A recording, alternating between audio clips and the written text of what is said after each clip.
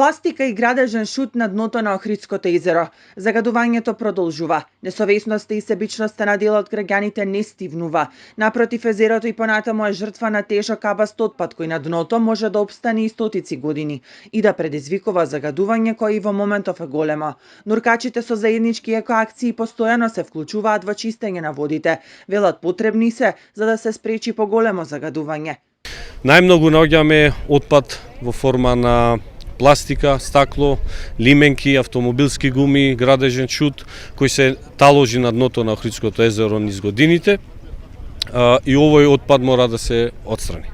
Според нуркачите, пластиката е најголемиот проблем. Во езерото имаме еднократна пластика, пластични шишиња, нормално дека имаме пластични шишиња, бидејќи произведуваме огромни количини, дневно се произведуваат милиони шишина и се пуштаат во промет секој ден, така да сликата мојта замислите е нормална. Во оглед на цврстиот отпад имаме некои подобрувања, бидејќи повеќе не среќаваме толку големи габарити како што се бойлери и троседи, но сепак ги има индивидуални случаи.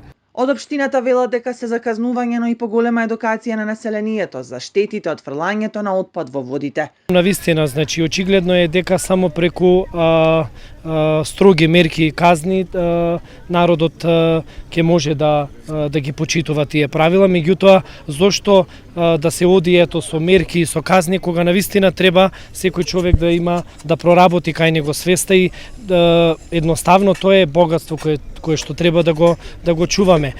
Досегашните акции за чистење на езерото во одредена мера вродиле со плод, но сепак треба уште многу поинтензивно да се работи на подигнување на јавната свест. Доколку продолжи негрижата на населението на Охридското езеро, му се заканува потполно уништување на некои ендемични видови од животинскиот и растителниот свет, предупредуваат екологистите.